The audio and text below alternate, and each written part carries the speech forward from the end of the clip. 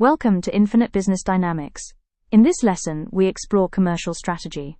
Commercial strategy sits at the intersection of markets, procurement, and global supply chains. It explains how organizations align market demand, organizational capability, and supply chain decisions to achieve competitive advantage. To understand this idea clearly, we begin with two complementary perspectives. The first is the generic strategic perspective. From this view, commercial strategy explains how organizations compete in markets by creating value for customers. The second is the CIPS perspective. From the procurement and supply perspective, commercial strategy describes the global strategic approach to procurement and supply that enables competitive advantage through effective formulation, implementation, and financial management of supply chain activities. When these perspectives are combined, commercial strategy becomes the alignment of market value with supply capability. Now we move to the foundation of competitive advantage. At the core of strategy lies value. Value is the net benefit perceived by the customer. In simple strategic terms, value increases when organizations improve quality, service, and innovation. At the same time, value decreases when cost, time, and risk increase. Competitive advantage occurs when organizations deliver superior customer value. This advantage may come through cost leadership or through differentiation. However, advantage becomes sustained only when it is supported by capabilities that are valuable, rare, difficult to imitate, and organizationally embedded. Within this value architecture, different organizational functions play different roles.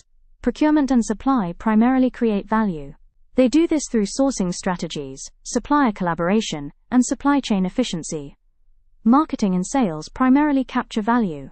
They convert created value into market demand and revenue. Understanding this distinction highlights the strategic importance of procurement and supply within commercial strategy. However, commercial strategy does not operate in isolation. Organizations must respond to external forces that shape markets and supply chains. To analyze these forces, strategists use environmental scanning tools. One widely used framework is STEEPLED analysis. STEEPLED examines the external environment across several dimensions. These include social, technological, economic, environmental, political, legal, ethical, and demographic forces. Importantly, STEEPLED analysis is used across many strategic fields. Examples include public policy, international trade, business strategy, corporate governance, finance, risk management, technology strategy, and sustainability strategy. To illustrate how these factors operate, consider one example: the environmental dimension. The same environmental factor can create both opportunities and risks. In finance, environmental trends may create opportunities such as green finance, ESG investment funds, and carbon markets. At the same time, they may create risks such as environmental liabilities, stranded assets, and compliance costs. In sustainability strategy, environmental pressures may drive opportunities for circular economy innovation and renewable energy adoption. But they may also introduce risks such as regulatory pressure and high transition costs. This example reveals an important principle. STEEPLED factors do not represent only opportunities or only threats. Their impact depends on the strategic context. In this lesson, we examine STEEPLED through the lens of procurement and supply. Our focus is on how these external forces influence sourcing strategy, supplier relationships, supply chain risk, cost structures, and global procurement decisions. With this foundation in place, we do the STEEPLED analysis. Strategic value architecture competitive advantage begins with one simple equation: the value equation. Let's begin with the foundation. What exactly is value? Definition of value: value is the customer perceived net benefit.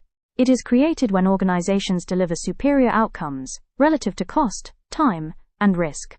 At the same time, value may also contribute to economic, social, and environmental outcomes. In simple terms, value reflects what customers receive compared with what they sacrifice. The strategic value equation. This relationship can be expressed through a simple strategic equation. Value equals quality plus service plus innovation divided by cost plus time plus risk. In other words, value increases when organizations improve benefits or when they reduce cost, time, and risk. Numerator: opportunity, differentiation. The top part of the equation represents the numerator: opportunity. This includes quality, service, innovation. These elements allow organizations to differentiate themselves in the market. Many of these opportunities are influenced by social, technological, and ethical forces. For example, increasing consumer demand for sustainability encourages companies to innovate through ethical sourcing and environmentally responsible supply chains. Such initiatives increase the numerator by strengthening quality, service, and innovation. Strategically, organizations increase value in two ways. First, by differentiating through the numerator. Second, by mitigating risk in the denominator. Denominator risk, mitigation. The bottom part of the equation represents the denominator risk. This includes cost, time, risk. These elements can reduce value if they increase. Many of these pressures originate from external steepled factors. In particular, economic, political, legal forces. For example, a sudden tariff increase caused by political change can raise procurement costs and disrupt supply chains. When this happens, organizations must either mitigate denominator risks or strengthen the numerator through innovation or unique capabilities. Competitive advantage. Competitive advantage. Competitive advantage occurs when an organization delivers superior customer value compared with its competitors. This advantage is typically achieved through one of two strategic approaches. First, cost leadership, where organizations deliver comparable value at lower cost. Second, differentiation, where organizations offer unique benefits that customers are willing to pay more for. Sustained competitive advantage. Sustained competitive advantage. However, competitive advantage alone is not enough. To be sustained over time, it must also be supported by VRIO capabilities. These capabilities are valuable, rare, difficult to imitate, organizationally embedded. When superior value is supported by these capabilities, competitors find it difficult to replicate the advantage. Value creation versus value capture. Another important distinction is between value creation and value capture. According to the Value Wedge framework, developed by Brandenberger and Stewart, procurement and supply activities play a central role in creating value. They do this by enabling supplier innovation, reducing total cost of ownership, and strengthening supply chain capability. However, as Porter's value chain demonstrates, value created upstream must ultimately be captured downstream. This occurs through marketing and sales, which position the product effectively and convert created value into revenue and profit. Real-world examples. Consider two well-known examples. Apple achieves competitive advantage through differentiation, driven by innovation and ecosystem integration. In contrast, Walmart achieves competitive advantage through cost leadership, supported by massive scale, advanced logistics, and strong procurement capability. Strategic conclusion. In global commercial strategy, steepled factors act as external pressures on the value equation. Procurement creates value by neutralizing denominator risks, such as economic volatility. At the same time, procurement enhances numerator benefits through innovation, sustainability, and supplier collaboration. Competitive advantage becomes sustained only when these capabilities are rare and difficult to imitate, and when the value created is effectively captured by marketing and sales through strategic positioning. See the image. Shortcomings of the presentation. Mechanics of commercial dominance. Macroeconomic volatility now operates at high frequency and massive scale. Supply chains break, inflation spikes, and geopolitical fault lines shift in months. This velocity forces a structural response from every legacy firm. Faced with this pressure, the traditional corporate mindset isolates its functions. Procurement acts as a defensive cost center to mitigate supplier risk, while sales operates as an offensive revenue generator, often ignoring back-end constraints. Dominance requires the capture of buy-side risk. By pulling that risk through the organization, firms forge a proprietary sell-side competitive moat. To execute this translation, global leaders utilize the STEEPLED framework. This diagnostic matrix measures social, technological, economic, environmental, political, legal, ethical, and demographic forces. Mapping these forces reveals that the distinction between procurement and sales is a false dichotomy. There is only the integrated value chain. This diagram outlines the value chain equation, connecting macro forces to market dominance. These forces distort reality for the buy side and sell side simultaneously. Every procurement threat carries a corresponding operational opportunity. The strategic pivot is where internal risk mitigation becomes an external unique selling proposition. This wheel charts the 8 macro forces that dictate commercial advantage across the global market. By plugging these 8 variables into the equation, we can see exactly how global titans derive their dominance. The social dimension tracks cultural shifts towards wellness. This creates a supply threat if labor cultures mismatch brand values, but offers an opportunity to market fair trade to Gen Z. Patagonia aligns its supply chain with strict environmentalism, commanding premium prices from a values-driven customer base. The technological dimension focuses on AI forecasting, blockchain, and IoT. IoT, or the Internet of Things, is a network of physical objects embedded with sensors to exchange data with other devices. Physical supply bases face obsolescence, as 3D printing and localized automation enable production to move closer to the end consumer. Amazon relies on AI-driven demand forecasting to eliminate warehouse waste. They combine that optimized supply with one-click infrastructure that captures and holds consumer demand. Social values and digital technology serve as assets only when they create switching costs. These are the economic and psychological barriers that prevent a customer from abandoning an ecosystem. This graphic breaks down economic forces, including inflation, foreign exchange volatility, and global liquidity. These variables threaten the total cost of ownership, the sum of all costs associated with sourcing and maintaining a product. Inflation pushes suppliers towards insolvency and drives consumers to cheaper substitutes. Apple manages currency volatility through complex supply hedging. Their brand power maintains low price elasticity, meaning demand remains stable even when prices increase. Environmental forces center on Scope 3 emissions and CBAM. CBAM, or the Carbon Border Adjustment Mechanism, is a tax on carbon-intensive imports designed to equalize carbon pricing between domestic and foreign goods. Carbon enforcement introduces high compliance costs, but allows firms to market sustainability as a verified, unique selling proposition. Unilever uses its Sustainable Living Plan to audit carbon output deep in its supply chain. They package that data to market carbon-neutral brands to eco-conscious segments. Effective margin protection and carbon accountability constitute the baseline mathematics of commercial legitimacy. The ethical dimension targets moral principles that extend beyond base compliance, specifically anti-bribery measures and the eradication of modern slavery. A single exposure of deep-tier corruption or labor violations destroys brand equity and strips a corporation of its public trust. Tesla mitigates this with direct sourcing and blockchain tracing for cobalt. Guaranteeing conflict-free batteries secures their status as a clean energy leader. Legal forces focus on supply chain due diligence, including LKSG and CS3D. LKSG refers to the German Supply Chain Due Diligence Act, while CS3D is the European Union's directive on corporate sustainability due diligence. Failing a legal audit results in fines and debarment. However, firms that enforce their right to audit weaponize that compliance to market ethical leadership. Following the Dieselgate crisis, Volkswagen implemented massive compliance overhauls. They utilized these legal strictures to rebuild trust with regulators and customers. Ethics and law function as strategic tools. Properly engineered, they secure a permanent license to operate in restricted markets. The political dimension tracks trade wars, tariffs, and geopolitical instability. Fractured geopolitics forces firms toward friendshoring, moving manufacturing nodes to politically stable, allied nations to avoid disruption. Samsung bypassed trade war penalties by shifting manufacturing to Vietnam and India, using geopolitics to maintain competitive global pricing. The demographic dimension tracks aging manufacturing hubs and shifting migration corridors.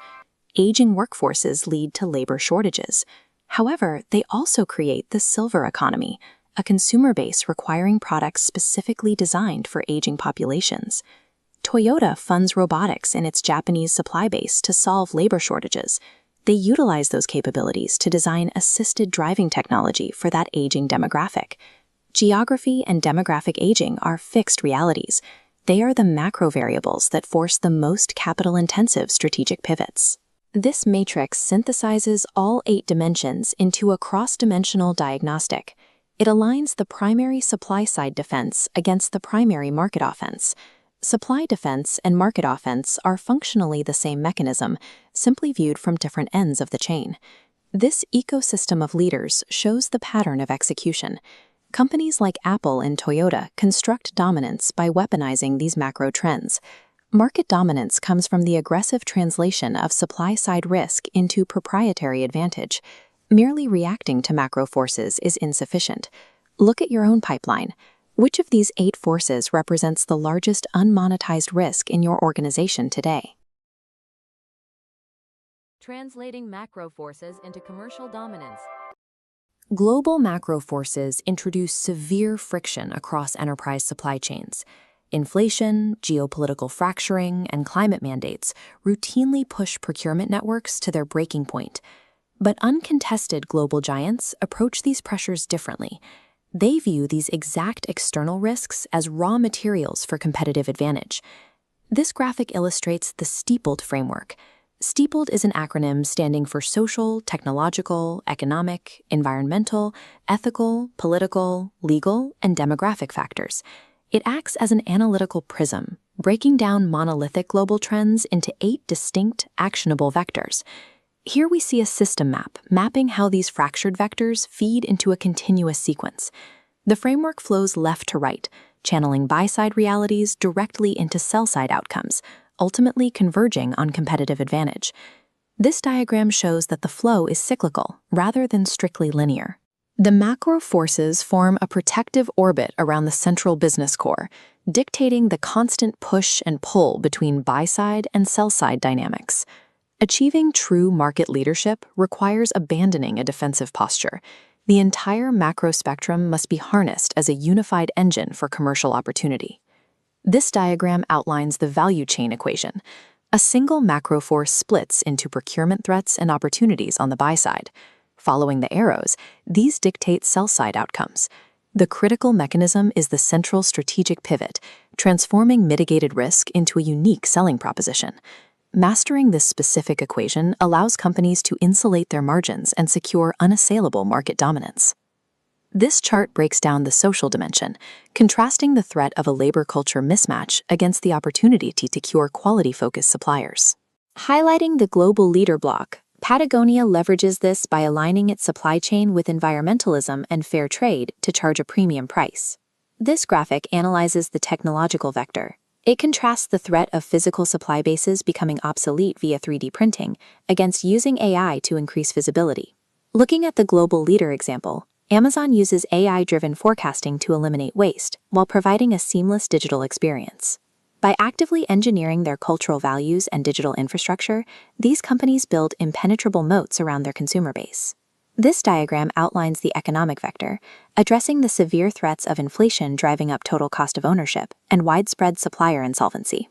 Focusing on Apple's strategy, the company utilizes currency hedging to protect landed costs, sustaining premium margins regardless of macroeconomic volatility. Here we look at the environmental vector, weighing the massive compliance burden of Scope 3 emissions and carbon taxes against low-carbon sourcing.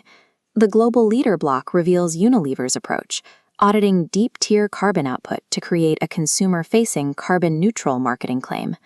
Through aggressive financial and operational structuring, strict climate liabilities and global financial volatility are directly monetized into premium pricing power. This map graphic details the political dimension. Trade wars and tariffs force legacy supply footprints to fracture, requiring relocation to stable partners.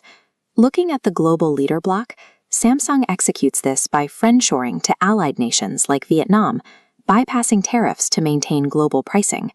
The physical scale of this geopolitical manufacturing pivot is massive, as seen in this sprawling Samsung Electronics Vietnam facility. This graphic transitions to ethical integrity.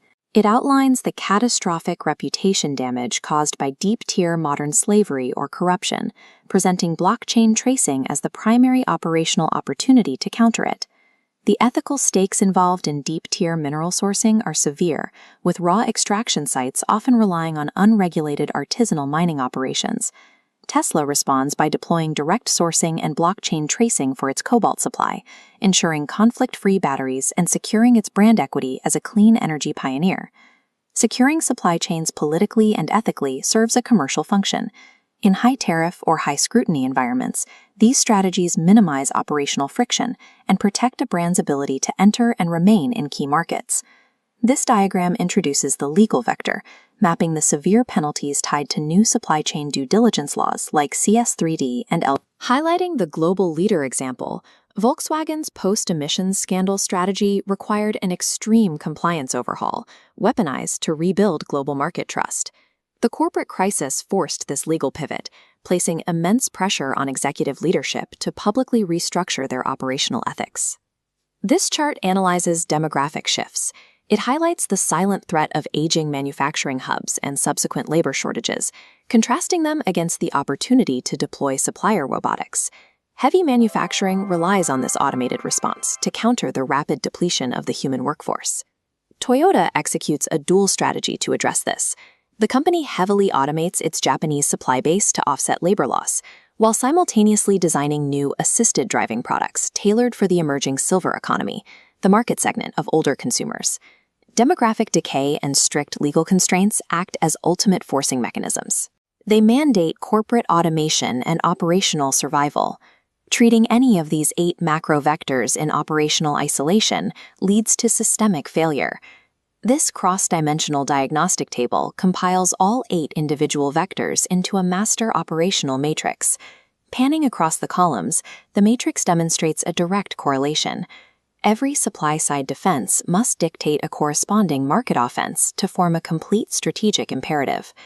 This ecosystem of leaders diagram reveals how global companies align procurement and sales. Following the complex web of gray lines, we see they operate as an interconnected system. Market dominance is the aggressive translation of supply-side risk into proprietary sell-side advantage.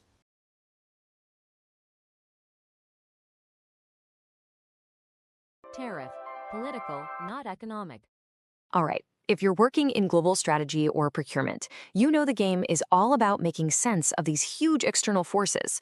A lot of us use frameworks like STEEPLED analysis to get a handle on it, and it's a fantastic tool. But here's the thing, it often leads to this one really common and really critical mistake. And that mistake has massive consequences for how we deal with tariffs. So let's just dive right into the main question. When you hear a new tariff has been announced, what's your gut reaction? Do you see it as just another economic cost you have to manage? Or is it something else? Something more like a political weapon that just happens to have economic consequences? How you answer that question, well, it changes absolutely everything. You know, the traditional way of thinking, the way most of us were probably taught, is to just file tariffs neatly under the economic category. And I get it. It seems to make sense, right? They hit prices, they affect costs. But that is only half the story. And frankly, for strategic planning, it's the wrong half to be focusing on. Classifying tariffs as a purely economic event is probably one of the biggest analytical mistakes you can make in strategic planning. And it's such a critical error because it makes you focus on the symptom, the higher price, while you completely miss the root cause. So here's the key. When we just look at the higher prices and the new supply costs, we're only looking at the outcome. But real strategic analysis, the kind that actually helps you win, demands that you ask a much deeper question. Why did this happen in the first place? And the answer to that question pulls us way out of the world of pure economics. So to get this right, we have to be super clear about separating the cause from the consequence. This one distinction is the key that unlocks a much smarter, much more resilient way of thinking about strategy. Okay, so here's the breakdown. The cause of a tariff is a government making a deliberate policy choice. That is a fundamentally political action. The outcome of that political action is what we feel in our wallets: higher prices, shifting supply chains. So even though the pain feels economic, the origin story is pure politics. This brings up a really great way to think about it: the invisible hand versus the visible hand. Economic forces like inflation or exchange rates, that's the invisible hand of the market at work. It's complex, it's dynamic, it's kind of emerges.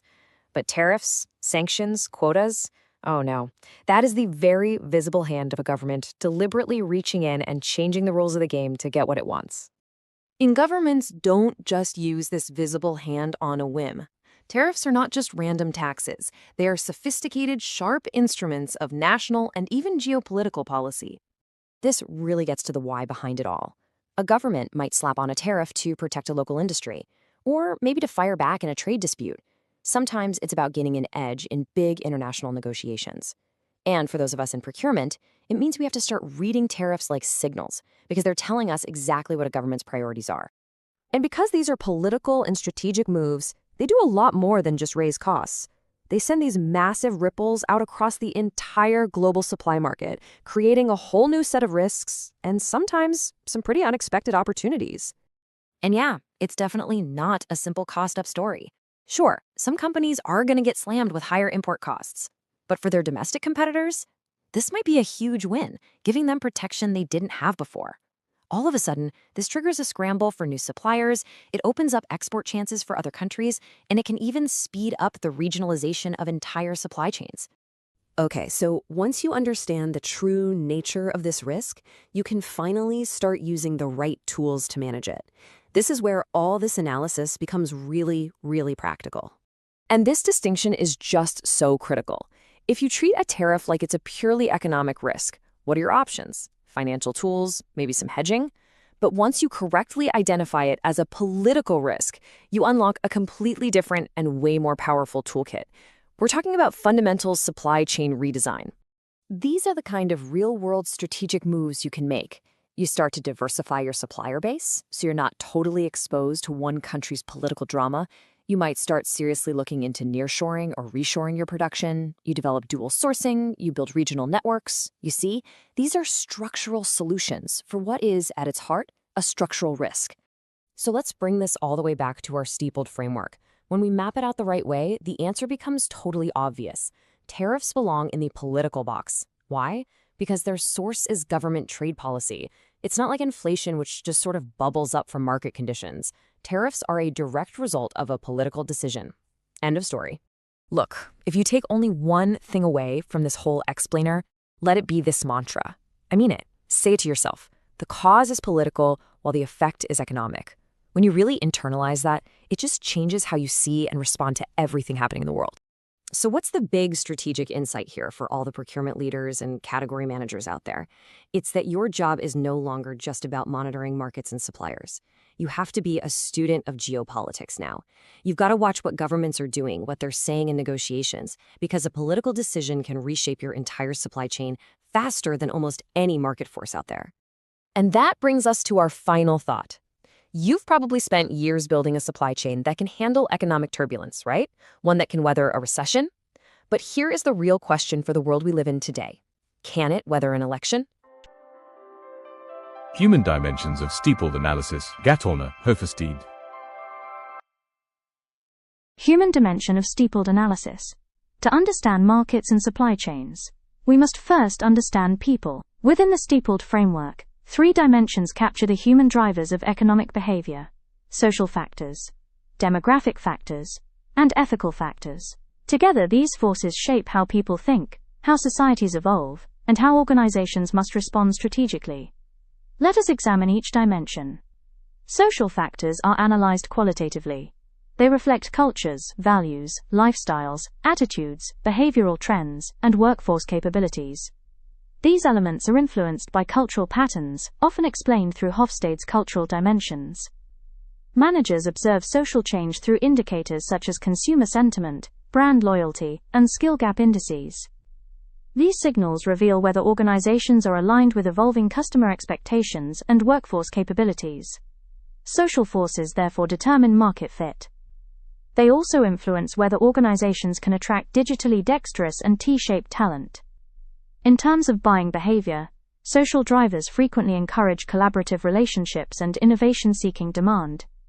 Demographic factors are analyzed quantitatively. They focus on population size, age structure, migration patterns, labor force participation, and workforce availability.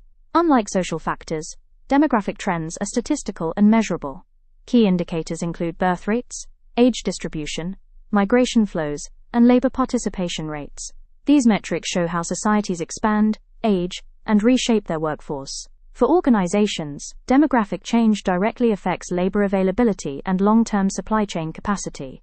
An aging workforce or migration shifts can create labor shortages or regional skill gaps. Demographic forces can also shape market behavior. Rapid population changes may create dynamic demand patterns, while price-sensitive segments may produce transactional buying behavior. Ethical factors are analyzed from a normative or value-based perspective. They represent society's expectations regarding fairness, human rights, and corporate responsibility. Organizations monitor ethical performance through indicators such as supplier audit scores, corporate social responsibility disclosures, and transparency indices. These indicators determine whether firms maintain their license to operate. Failure to meet ethical expectations can quickly escalate into reputational risk. In supply chains, ethical expectations often promote collaborative and trust-based relationships with responsible partners. When we step back, a clear strategic pattern emerges. Human drivers influence measurable indicators. Indicators shape buying behavior. And buying behavior determines strategic responses in markets and supply chains. In simple terms, human drivers create signals. Signals shape behavior. And behavior drives strategy. Understanding the human dimension of STEEPLED analysis therefore helps organizations align their markets, workforce, and supply chains with the evolving expectations of society.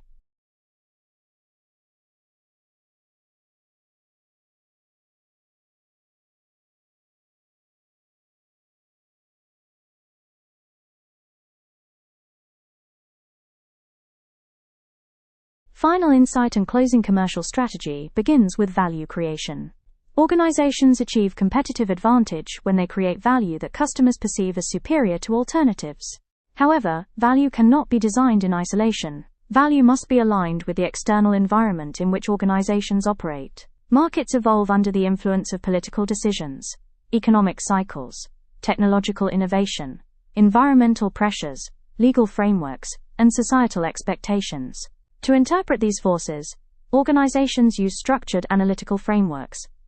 One such framework is STEEPLED analysis.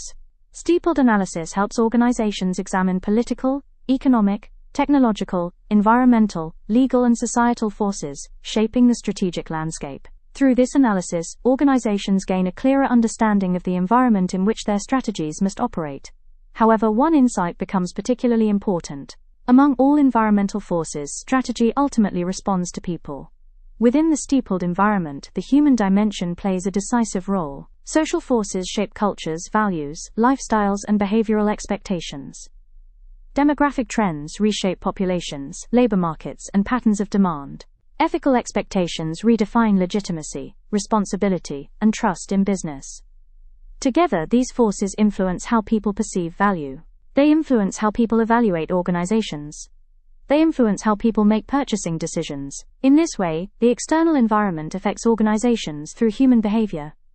When social expectations change, consumer preferences change. When demographic structures evolve, labor availability and demand patterns shift. When ethical expectations rise, organizations must strengthen transparency and responsibility. These changes shape buying behavior. Buying behavior then determines how organizations design their commercial strategies and supply chains. Organizations that understand these signals early can align their capabilities with emerging expectations. They can design supply chains that match demand behavior. They can attract talent that reflects evolving workforce capabilities. They can build partnerships that strengthen resilience and trust. Organizations that fail to interpret these signals often struggle to maintain relevance. Their strategies become misaligned with the societies in which they operate. Over time, competitive advantage erodes. The central lesson of this presentation is clear. Strategy is not only about managing resources. Strategy is about interpreting environments. It requires understanding how external forces shape human expectations, behavior, and decision-making. When organizations develop this capability, they move from reacting to change to anticipating it. They become capable of designing strategies that are adaptive, resilient, and aligned with society. Ultimately, sustainable competitive advantage does not arise simply from scale or efficiency. It arises from understanding how the environment shapes human behavior, and how human behavior shapes markets. Businesses operate within economic systems, but those systems are ultimately driven by people. Competitive advantage belongs to organizations that understand the human environment of business. If you found this discussion valuable, please like the video and subscribe to the channel. Infinite Business Dynamics explores strategy, procurement, supply chains, governance, public finance, and project management through structured frameworks and real-world insights. Subscribe and follow the channel for future masterclasses on commercial strategy, strategic analysis, and professional practice. Thank you for watching.